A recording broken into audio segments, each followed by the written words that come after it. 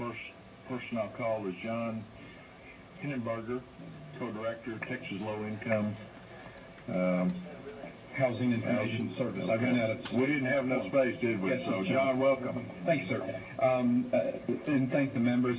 We understand... Would you state your name for the record? My name is John Henneberger. I'm the co-director of the Texas Low Income Housing Information Service. Thank you for this opportunity to testify.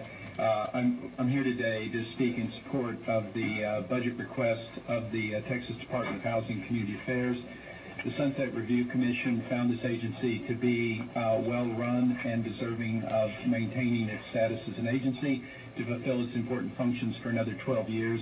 And I think the wide sentiment among the community that works on the behalf of low-income Texans and their needs for housing and the need to improve the quality of life in these communities echoes that recommendation. The agency needs to remain in place and an independent agency. I'd like to just briefly touch on the question of state funding. As you're aware in looking at these budget documents, the great majority, overwhelming majority of the money for this agency is federal funds. There's a very small portion of funds that this agency receives from the state budget.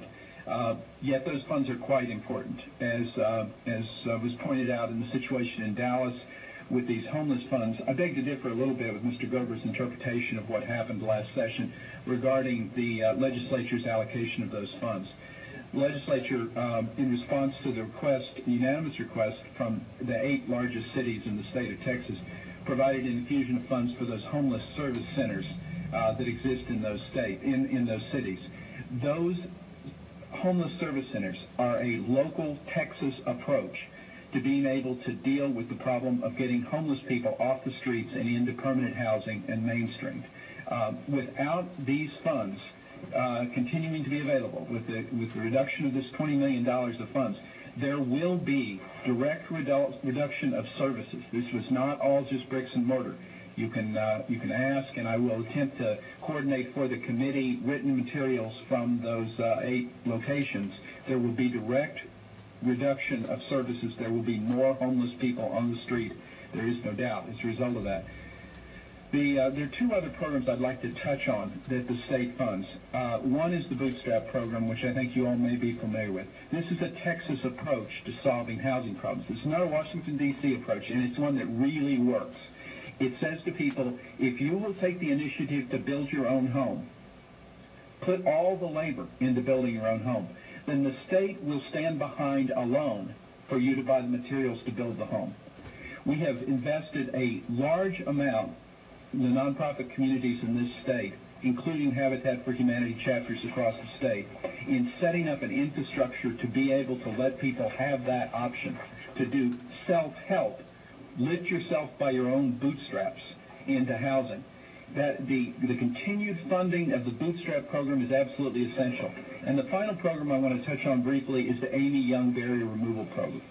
There are thousands, countless thousands of, if not millions, of low-income Texans, especially elderly low-income Texans, who are isolated in their own homes, who are forced into nursing homes prematurely simply because they can't function independently in their home. They can't get in and out of the door because of a lack of a ramp. They can't get in the bathroom because the doors are too small or there's no grab bars. Very small amounts of money. This is a $1.9 million program. But this allows these people to remain in their homes, which keeps them from going into the Medicaid system, from being a burden on the nursing home costs that we as taxpayers all will have to pay if those people are institutionalized. This very small investment primarily targets rural areas in the state and allows those folks access to funds which are available nowhere else. These 3 programs are particular Texas approaches that are local approaches to housing programs that have been created over the course of the years that work. And they are all 3 endangered if the legislature does not provide a continued source of funding for them. I thank you very much. I realize you face many difficult tasks. We all face, as a state, as citizens, difficult choices before us. But I've seen these programs work, and I believe that they are cost-effective and they yield much more than the cost to the taxpayers. Thank you very much. John, one quick question. Yes. The $3 million that we fund out of general revenue for the Bootstrap, are you saying you characterize it as more of a Texas loan guarantee that we would guarantee for those materials. What's the actual cost of the $3 million? What are we spending the $3 million on? Loans. We're actually loaning the money, yes, or we're. Okay. Yes, sir. It's a loan program. It's a usually it's a no-interest loan program. I just came last week from there's 50 houses under construction in San Juan, Texas, by individuals who are working to build their own homes there. Those homes, the state lends them money. It's about $32,000 for the materials, and the people provide 100% of the labor themselves. And those homes have a principal and interest repayment to the state of Texas of, I believe, around $300 a month. It's a 3-bedroom home. It's a decent home. It's not fancy, but it provides basic shelter. And it's the most affordable housing option that a low-income Texan has available to them. Well, now these loans, what kind of term are they? What kind of interest rate are they? Most of them are no interest, and most of them, I believe, they're usually 30 years. 40 years? 30 years. 30 years? Okay. Well, and you could, I believe the state could provide you, the department could provide you information on repayment track records, but it's quite good. Last time I heard, they had a much smaller default rate than the FHA did. So presumably the state has a secured lien position on the property. So yes. We'll get our money back. Yes, sir. And what I would like is a breakdown from LBB or perhaps the department that showing how much in principal balances we have, the repayment schedule, so that, you know, this $3 million, I presume, is going out in the form of new loans and the administration of those loans, but then where do we track the repayment of that, the existing loans that we have on the books right now? You know, this is an outgo. Well, where's the income back? I'd like to see schedules of that and an analysis of that. So, members, any other questions? Mr. Chairman, can you add also the request about the default? Yeah, let's see what, I'd like a review of the performance history of those loans and make sure that the state's interest is adequately protected. 30 years, no interest. Who determined those? Who determined those interest? I mean, those loan repayment terms. Does the agency do that, or do you do that, or? I'm not a consumer of any of these products, sir. Okay. I receive no government funds of any type.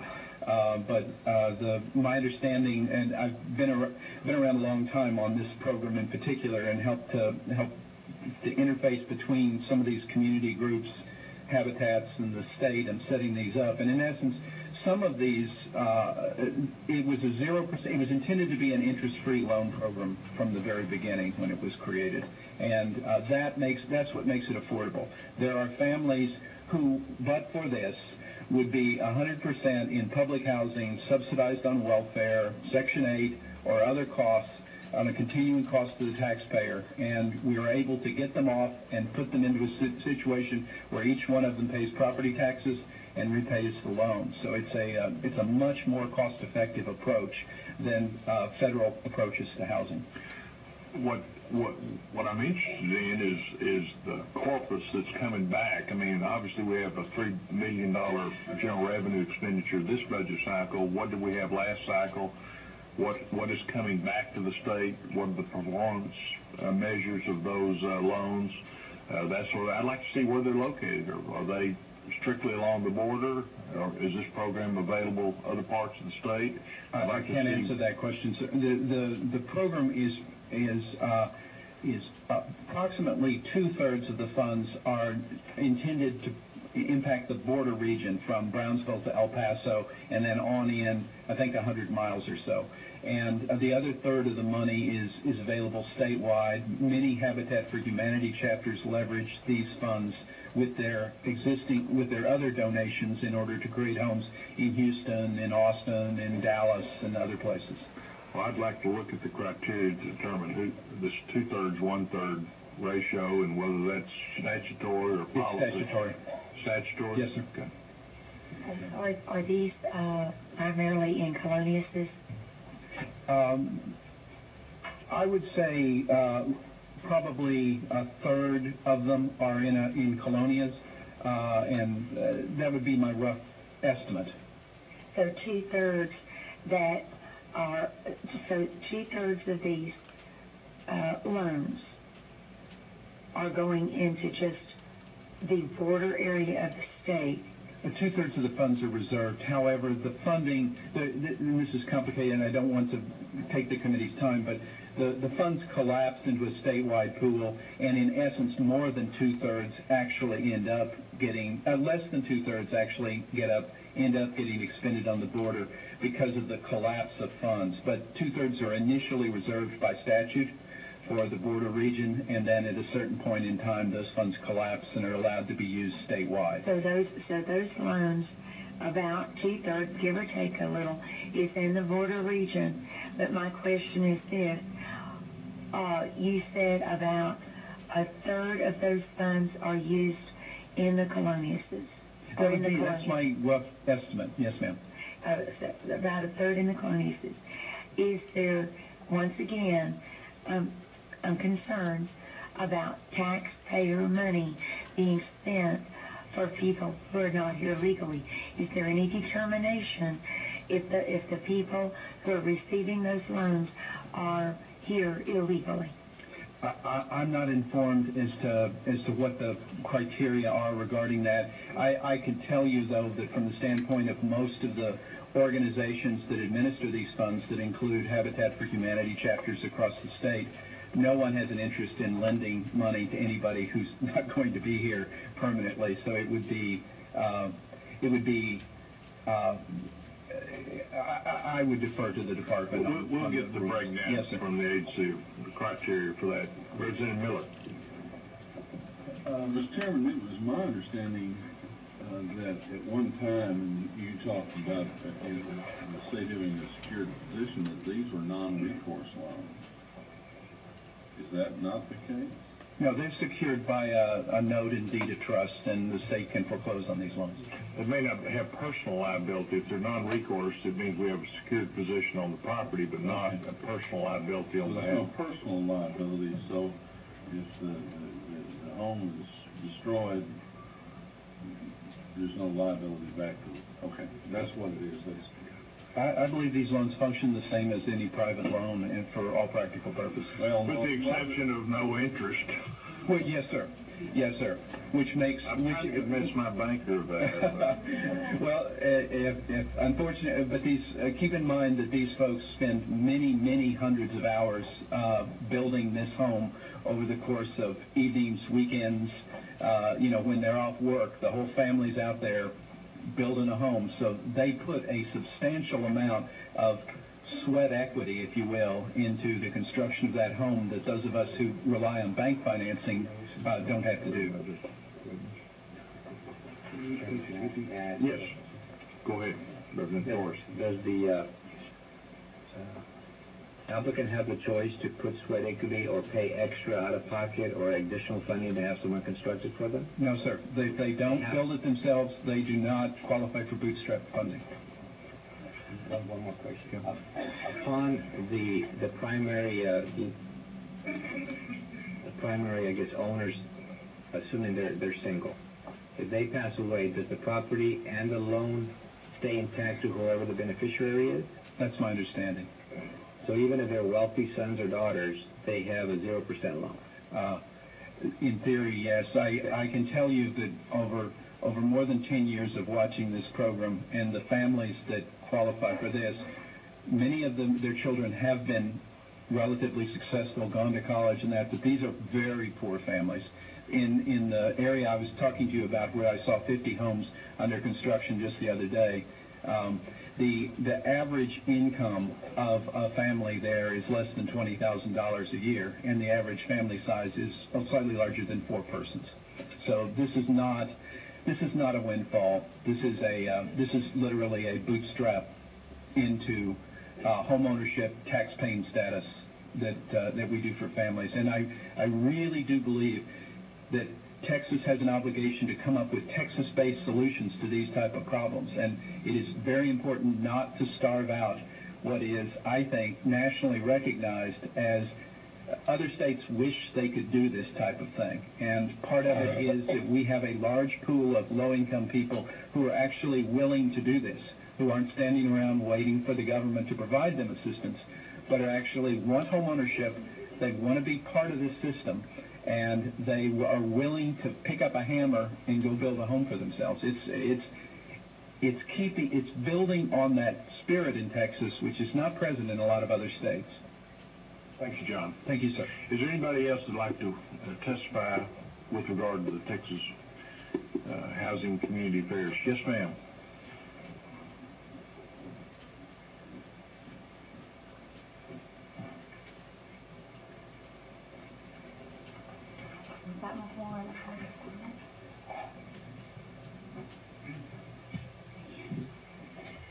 Good morning.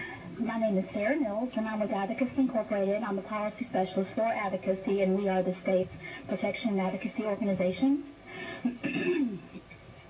I've got some written testimonies that I'll get you out to the clerk. I'm basically here this morning to talk about TDHCA's Housing Trust Fund.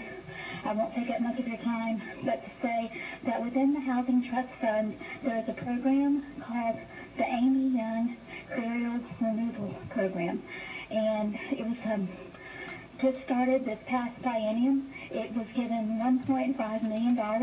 It actually got obligated $1.9 million, and what this program did was people who had disabilities that are living in their homes, they were given up to $15,000 to remove barriers that will let them continue to live in their homes. So if somebody maybe was living independently, but for some reason they had to start using a wheelchair and they needed a ramp put onto their home, but they did not have the resources to do that.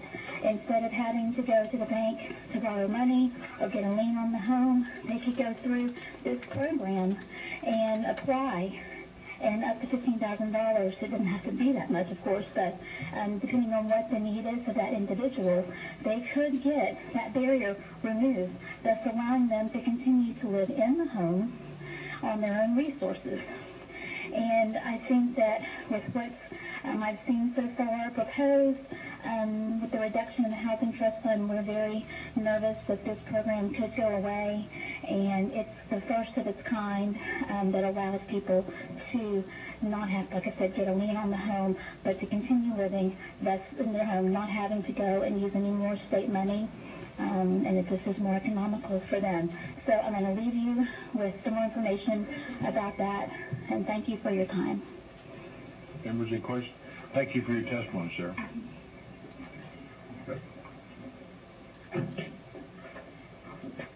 Sarah, just one question. Yes, sir. Is it means tested at all, or just, what are the criteria to be eligible for it? Is there an income? It is. And in my written testimony, you will see 80% of area family median income is the income criteria. Now, these are just grants, right? I mean, they're not repayable loans. These are just simply grants. Exactly. And the total program was $1.5 million. $1.5 million. And that has been eliminated from the current budget, as I understand it. Well, I believe that, right, with the reduction in the Housing Trust Fund, it is possible that this program could go away. Yes, sir. Okay. Thank you, Sarah. Thank you.